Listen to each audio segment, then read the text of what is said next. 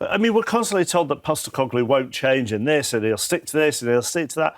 He did change things a little bit today, and yet in that post-match interview, he said his players struggled with it. They haven't. He also said that in the North London derby midweek. He said, the players weren't at the races. They didn't show any intent, and it looked exactly the same today.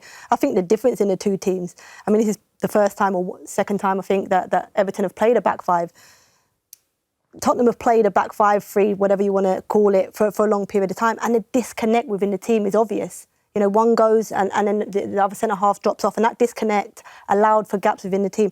I just thought the connections in this Tottenham team, I thought the energy was lacking. And then the quality in the final third, I think, somebody like Son, I know they've got a lot of injuries, but should he be playing at the minute in terms of what he's given? Probably not. I think they've really struggled, Tottenham. But that's on the players, isn't it?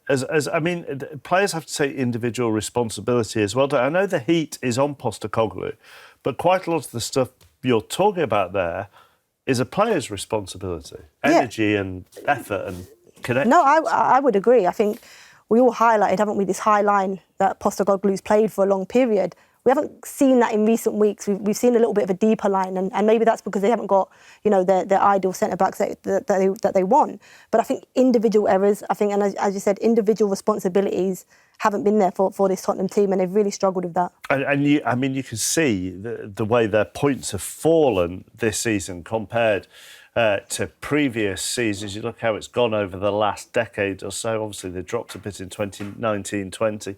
Jose Mourinho came in that season. They're now down there. You wonder at the moment, given the players that are available to him, what else he can do, really?